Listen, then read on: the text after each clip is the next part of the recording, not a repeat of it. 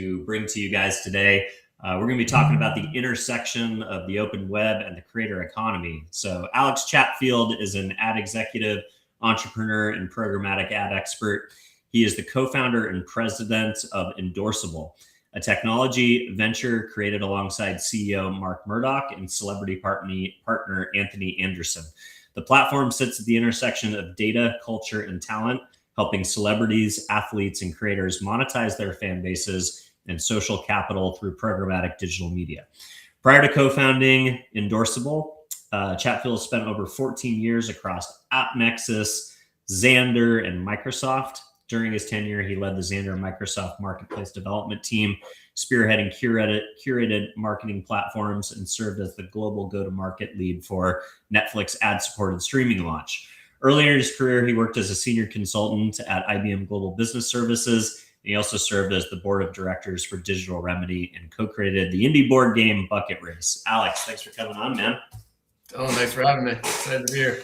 Yeah, so I know I just gave a little bit of a mouthful of bio there, but yeah, maybe you can contextualize it for us a little bit. So where'd you grow up? What'd you study? And how'd you end up in the ad tech world? Yeah, I was born in New York City. I was a Upper East Side baby. When I was born, I had an older brother. So 3 days later, they were out of the city because raising two kids in New York City is pretty tough. Yep. So I was really raised on a farm in New Jersey, went to school in Pennsylvania, studied mechanical engineering, really stayed in sort of the Northeast my whole life. It took the global pandemic to get me out of there. I now reside in Charleston, South Carolina. No way. Been awesome. Love it here. Great lifestyle. 90-minute flight to New York, so not too far. Got into programmatic advertising very early on at AppNexus. I was employee 35 there and rode that rocket ship through AT&T acquisition and rebranded as Xandr and then sold into Microsoft. And so I was very fortunate to get into programmatic early on and learn it from the ground up and pick a company that ended up going on to do amazing things. So very fortunate for that. I love it. So what was the thesis for Endorsable? I know it used to be called ADvolution. When did you start thinking about, how celebrities and personalities and kind of the creator economy might start to influence or be an opportunity for, the traditional programmatic ecosystem in the world that you had operated in? Yeah, I mean, we operating inside of the sort of open web sphere, always keeping a close eye on what was going on inside of social, and obviously, hard to not pay attention to companies like Meta and TikTok and YouTube and the amazing businesses that they were creating. Influencer marketing came onto the scene and grew so quickly that obviously drew my attention, and so I've been sort of studying the space for a while and trying to figure out a way to expand it into the world that I was more familiar with and into programmatic. We didn't have a direct line of idea to Endorsable. We started with one concept, which was partnering with talent. So we got our start partnering with Anthony Anderson, the actor, comedian, game show host. His biggest shows probably Blackish, but he's done like freaking everything. The original idea was partner with talent and help them expand their brand partnerships. So they already work with some of the most amazing brands. They're in their commercials, and the extent of that relationship sort of ended at the end of the photo shoot. They would do the commercial. Their commercial would then get distributed, everywhere. But the talent didn't participate in that distribution. And so that was like the original idea. Like, how could we, help the brand and the talent do more together beyond just the commercial? And the idea kind of snowballed from there. Yeah, that's awesome. So a lot of questions are popping up from that, but let me start with, the celebrity co-founder, because I think everybody loves to have a celebrity on the cap table. So how'd you meet Anthony? How'd you get him excited to, not only sign off on the business model, but actually get involved in a more strategic way. Yeah. So that I have to give credit to my co-founder, Marc. Marc had a random sort of connection and relationship into Anthony Anderson, and they both had a mutual friend that spoke highly of Marc, and so Anthony took a meeting with Marc, and it really started as a brainstorm where we all got together and tried to figure out like what is it that we could do together to leverage our expertise in digital advertising and media to expand the business opportunity for Anthony. And the original idea sort of took shape, and Anthony introduced Marc and I into the brand partners that he was working with. So Anthony does Get Real About Diabetes commercials for Novo Nordisk. I'm sure you've probably seen them on TV. He does Smirnoff commercials for Diageo, and so Anthony introduced us into his brand relationships, and we started talking to them about this concept of taking a commercial with a celebrity and delivering it to the households that know and like that celebrity. Both brands said yes, and that's how we got our start. Really, Anthony took a bet on us, and we were able to get some early some proof points demonstrated, and from there we put together the broader business and are working to sort of replicate and expand our starting point. Love it. All right. How'd you meet Marc? And obviously coming together with a group of co-founders is a delicate dance. You want to partner with somebody and people who bring different things to the table. So what was it about your relationship with Marc that, made getting married and getting involved in this venture together an interesting partnership idea for you? Yeah, it's funny you use that term. Marc used that term. Your business partner, you're basically married. Like contractually, legally, it's almost the same thing. So yeah, sometimes you spend more times with your your work significant other than you do your real one, right? Yeah. So I met Marc. Marc was actually a customer of mine back in the AppNexus days. He was running a independent programmatic trading company called Upwardly Group. He asked me to be on his board of directors. He was always hitting me up for questions and advice, and so I joined his board and helped him with Upwardly Group. He ended up selling that business and exiting, and then randomly sort of called me 2 years later with this opportunity to explore something with Anthony Anderson. So I had known him not super well, but I'd known him professionally because we had interacted. I knew what he was capable of and being an entrepreneur and successfully exiting a business. And he definitely brings very different skill sets and capabilities to the team that I do. I'm a first-time founder. He's done this before. That's been extremely helpful as you think through corporate entity structure and legal and accounting and all of these functions that I previously haven't had to pay a lot of attention to. And I bring a lot more sort of ad tech expertise, media, data, relationships, and sort of product strategy. And so it's been a really good combination. Love it. All right, let's talk about the idea of extending celebrity fandom beyond the creative as a targetable media environment. So, this has been something that is a targeting capability within the four walls of, social media. You can look at somebody, you could partner with a celebrity and say, hey, I'm going to hook into your YouTube account and I'm going to retarget all your subscribers. And I'm going to retarget everybody who's ever, watched one of your videos or ever left a comment or, there's a lot of targeting capabilities you can do within social media because these celebrities have a relationship with the platform and they have a targetable, addressable first party audience. So we know this has always been something that's an interesting thing to do within the walled garden ecosystem.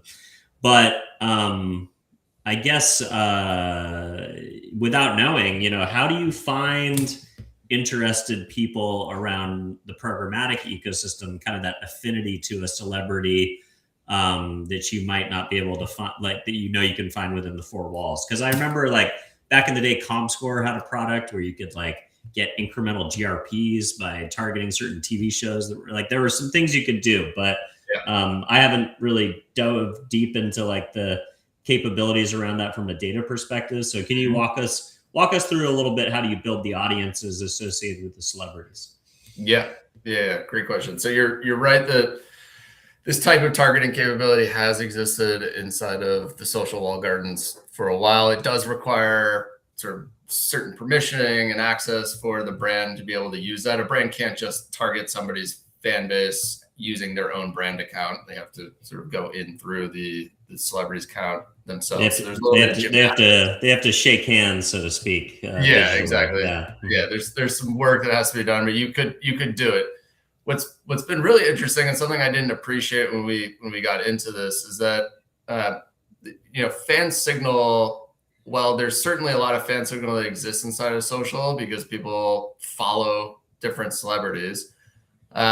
There's actually a lot of signal that social doesn't capture around fandom. That's what we've been focused on. So you look at somebody like Anthony Anderson. Anthony has something like 2 million followers on Instagram.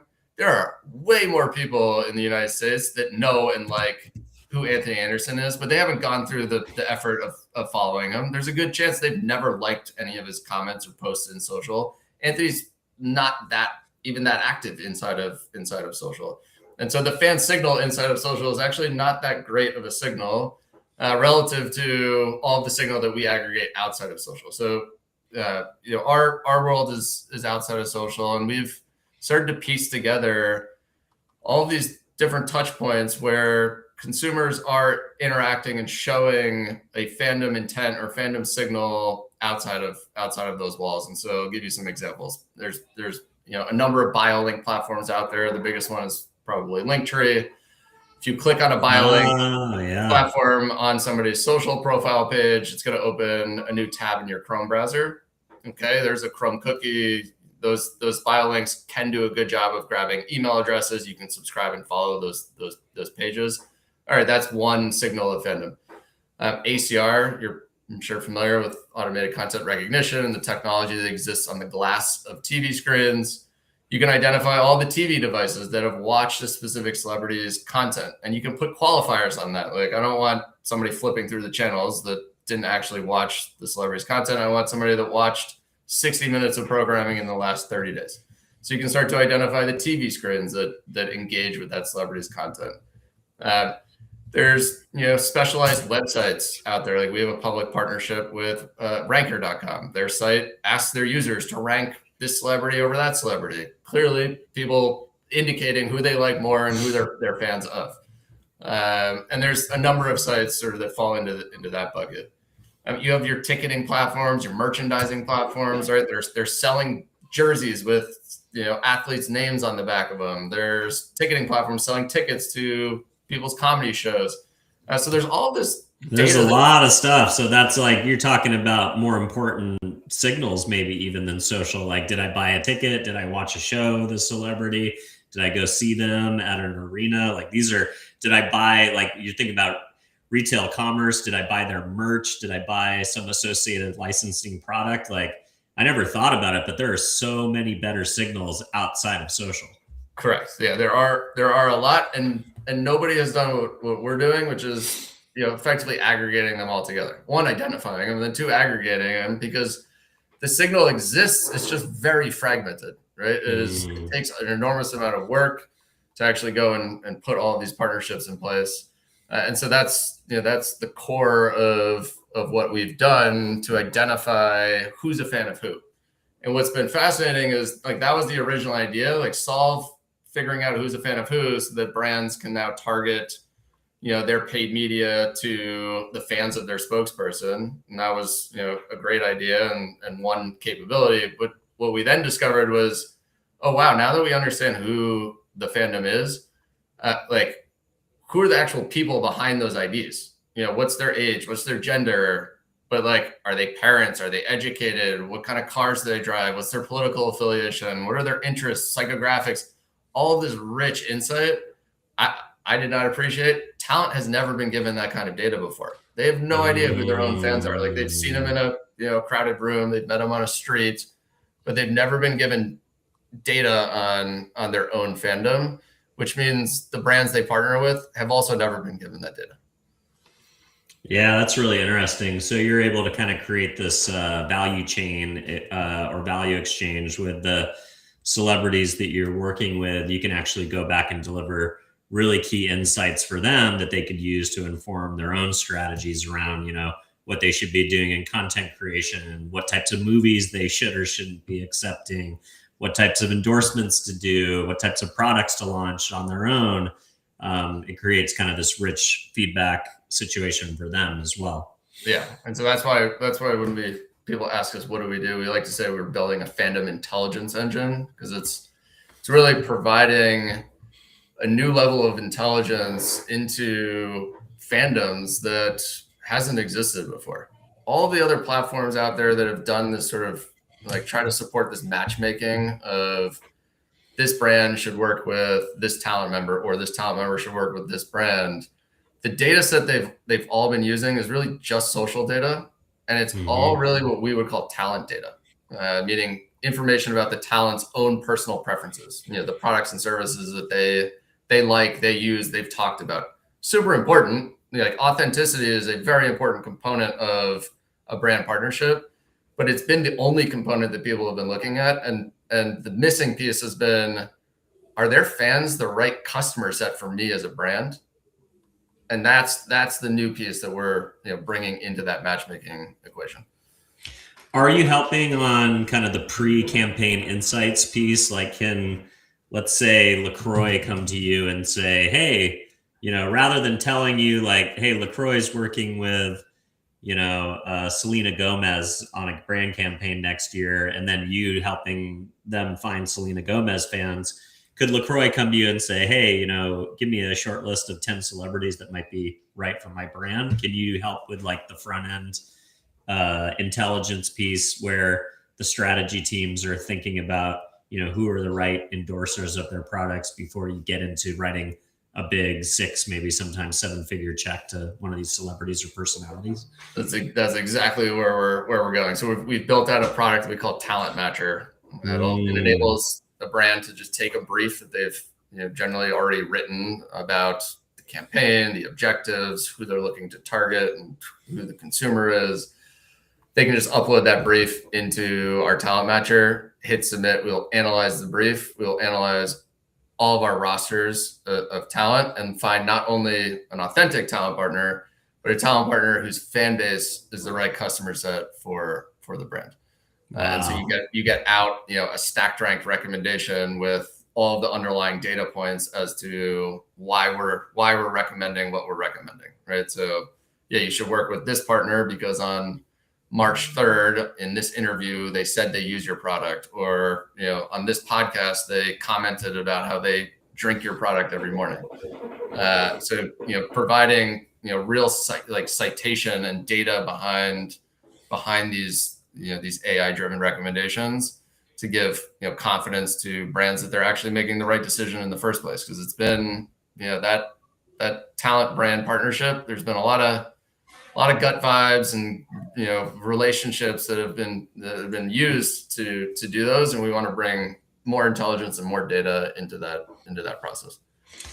So you talked a little bit about kind of the handshake methodology in which this types of targeting happens inside of social platforms, at least with followers or people who've engaged with celebrities. And I think for the context of social media marketing, that probably is still a pretty strong signal. But when you get outside of those walled gardens, all these other attributes come to play.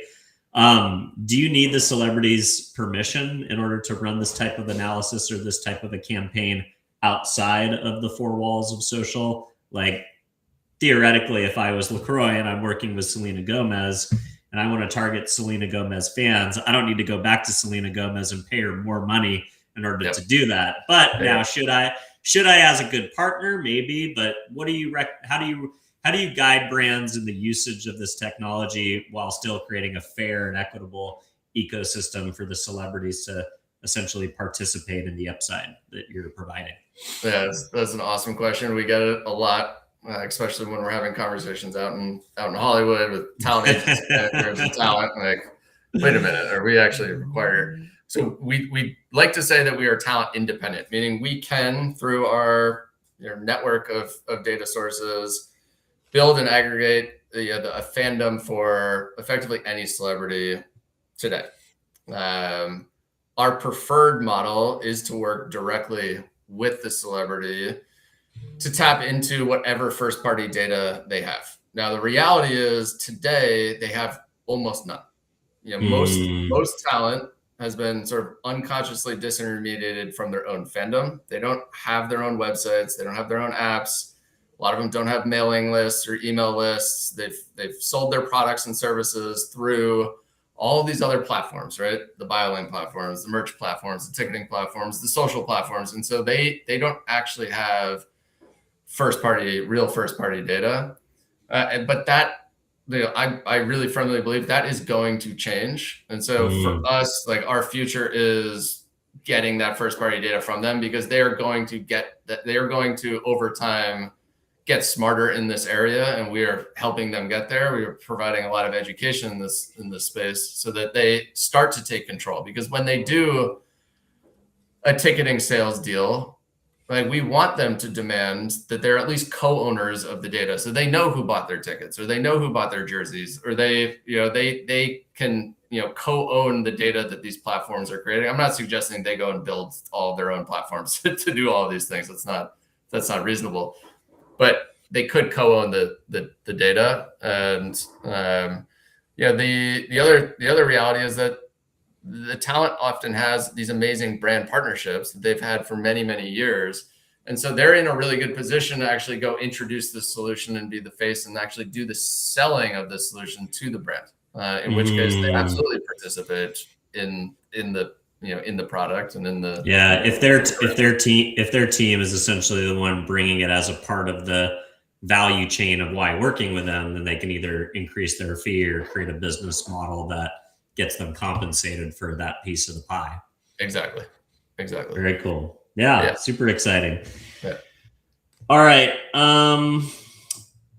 Okay, so we talked about a lot of kind of the matchmaking opportunities, where the data lives.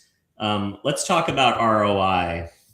So I've spent a little bit of my career working in the contextual targeting components of paid media, aligning media buys specifically inside of YouTube, where you're looking at the vast ocean of inventory on YouTube. Why not run in front of other videos inside of YouTube that either, feature your talent or is contextually relevant to the thing that you're selling, such as like hockey sticks on hockey highlight videos, whatever the case may be. And we saw not only the ability to control the context in which our ads were running, but when you align content with the right context, you also saw KPI performance go up, which was like a nice byproduct. All we wanted was brand safety. And eventually we got alignment from like mindset of the consumer. Like, I'm watching something specifically because I'm in like the buy research mode, or I'm at least like, open to the idea that like right now I'm talking hockey. I want to see hockey stuff. I want to see hockey ads. I want to see hockey endorsements, and I'll action on hockey stuff because that's where my mind is right now. Mm-hmm. Can you talk a little bit about like when you align, not everybody is aware of every celebrity. Not everybody likes every celebrity. When you align fandom in the open web and programmatic, what do some of the results look like from an ROI perspective? Yeah, great question. So we've run a number of tests since launching the business. And so what we like to talk about, because it's a different flavor of contextual. Generally, when people do contextual targeting, it's about inventory context. So I've got a sporting good ad. I want to target sports websites. Great, that creates contextual, inventory context. We like to talk about creating creative context or creative relevancy, because we're delivering a commercial that with somebody's voice and face to the households and devices that know and like that voice and face. And so what we've seen in driving creative relevance is significant uplift in both mid-funnel and upper funnel KPIs, meaning we're able to deliver, as an example, much higher completion rates at a lower CPM because we're able to get people to stop and listen because a voice or a face that they know and like caught their attention. And so we've also seen the same thing with mid-funnel metrics like CTR and clicks driving dramatically more clicks. It's interesting. We ran a test recently, specifically where we were targeting an athlete's fandom versus targeting a general interest, so a basketball fans segment versus a contextual segment, an inventory contextual segment of sporting sites. And we materially outperformed both of those other sort of what we call business as usual buying practices.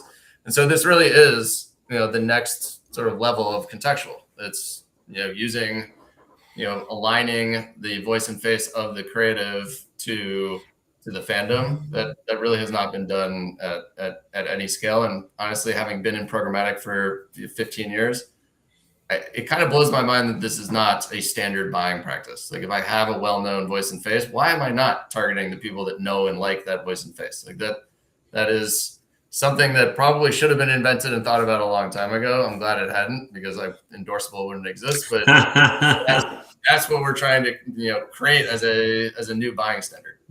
I love it. So talk about scale. How big does a celebrity or personality or an athlete need to be in order to have a big enough addressable market on the open web? Like, are we talking only A-list celebrities? Are we talking about B-list celebrities? Are we talking about, guest stars on reality TV? Are we talking about big creators? Like, how big do you have to be to get scale? Yeah, great question. So we get that a lot. A lot of folks, especially that are coming from social and more the creator space, are asking about that, and they're always sort of translating it to like, how many followers does somebody need to have for this solution to work? My answer to that is it works well for your mid and larger creator. So the solution, we're not yet a good solution for your micro or nano influencers who have 5,000, 10,000 followers. Identifying who their fans are outside of social, extremely difficult. We have some data sources that can identify their fans, but it's very hard to scale that. You're anybody bigger than that. Even your mid-level digital native creator, like we can find their fans outside of social. Certainly anybody that, any athlete, any musician, any actor that has, content on televisions, like they've hit that level, we can identify their fandom, relatively easy and at significant scale. We talked a little bit about having creators participate in the deal structure, primarily by becoming evangelists of the product itself. What's the monetization structure? Is it a CPM? Is it a data play? Is it, hey, we've got this audience and you're used to just paying me on like just a flat fee for the endorsement itself, the production day, and then the usage, but now I'm going to ask you for an additional media buy compensation structure? Is that, how do you charge for that? Is it CPM? Tell me a little bit about the monetization of the creator audience, especially if the creator is participating with you guys as a business partner. Yeah, good question. So we can support two different models. We can, it's effectively a data sale at the end of the day. We're bringing to life the creator's fandom as something that the brand can now use to target their paid media. We can sell that on a CPM basis, and we've got a standard rate card for that, or we could sell it as a percentage of media. So sort of your standard data sales model from a pricing perspective. The data is priced very competitively, similar to other audience segments that you might buy off the shelf of your buying platform. And so that's the primary model. The software platform that we provide to the talent to give them insight into who their fandom is, so that they can, and importantly, their team, their agents, their managers, can better represent them and present them to brands, that we don't charge for. So that's interesting. Free service that we're providing to give insights. That's a value add to build relationships with teams. Correct. Yeah. That's smart. And honestly, the early adopters are able to really stand out, because when they respond to a brand's brief, they're not just providing age, gender, and geo data from their social accounts, but they're providing real fandom data about their fans. And like, we now have the capability to take that even further. Should the brand provide a first party customer file, we can also just straight up run an overlap report and see what percent of a celebrity's fandom are the existing customers of a brand. Pretty good predictor of whether future customers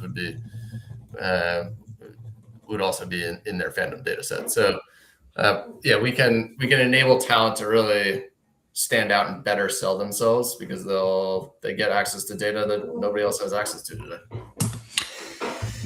As you see a larger percentage of marketers' budgets and media plans being spent on influencer marketing as a primary tactic, how do you see the future of programmatic media buying?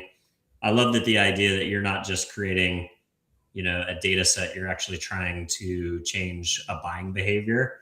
Mm-hmm. Where do you see the future headed in kind of this evolution of the creator economy at large, and where you guys sit in it? Yeah. So creator economy, influencer marketing grew super quickly, mostly on the back of a lot of free distribution, right? Mm-hmm. A creator would build a campaign for a brand, post it their socials, get a tremendous amount of free distribution. And so it would, ultimately perform for the brand. Free distribution has, been decimated over the last 5 years, year over year. Or it's become completely unpredictable, right? Like somebody with no followers could post a video that goes viral, and then a celebrity could post a video that gets 8,000 views. Exactly right. The data shows, something like sub 5% of your followers on Meta actually see your own post, right? So the content is no longer being distributed based on that like the fact that somebody is following you. It's being distributed based on the social black box algorithms of the platforms. And so, influencer marketing has become way less predictable in terms of what kind of reach you're going to get. And so there's been, I was talking to Evan Shapiro a couple of weeks ago, and he shared an interesting bit of research that eMarketer just put out, showing that we're hitting a tipping point this year where the amount of spent funding the creator, meaning to build the creative, is going to be exceeded now by the amount of paid media put behind distributing the creative. And so, like, brands have already adjusted to the fact that they're not getting that free distribution. They have to put paid media behind it. All of that paid media, though, has been going into the social platforms.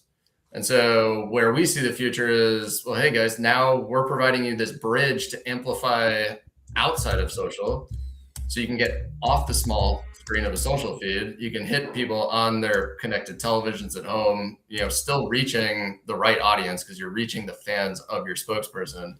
And so we see a really interesting, pathway to get to sort of shift dollars that are today spent inside of social to be spent across the open web and to larger screens and other devices. And so I'm very excited about that. And I think the ultimate result for brands will be very favorable, right? Because you're now able to buy media that wasn't really addressable before, and in a lot of cases the CPMs are lower outside of social. And so the brands, we're having some really interesting early conversations with brands about effectively testing this. Pretty cool, man. Well, it's a brave new world. Love to see how the space continues to evolve, and especially when the social and the programmatic ecosystems come together. I think that's what all brands are striving for, is to have more full channel understanding of their marketing and really knowing, how all parts of the multi-channel buy or the omni-channel buy are working together. So it sounds like you're bringing a cool new component of it to the marketplace. So thanks for spending some time with us to walk the audience through your offering today. If folks want to connect with you directly or follow along or learn more, where do you want to send them to say hi? They can email me directly, alex@endorsable.ai, or shoot us a note at info@endorsable.ai. All right. Thanks so much, Alex. Appreciate your time. And for those of you who are at home, if you are watching the show for the first time, don't forget to give us a follow or a subscribe if you want to see more thought leadership from amazing ad executives in the future. If you're listening, an honest review on whatever podcast platform you might be listening on is how we find a bigger audience organically. So don't forget to do that. And last but not least, if there's a brand marketer out there who wants to figure out how to get more out of their celebrity endorsements or those big ad buys that they do with these personalities, and then, they just have to leave it to chance to find the right people, or maybe somebody in the creator economy that works with talent that wants to figure out how to learn more about their particular audience, or at the end of the day, just someone who you think would enjoy the conversation that I had with Alex today. Don't forget to share the show. And with that, I will wish you a great day. Thanks for coming on, man. Appreciate your time. Thanks, Phil. Appreciate it.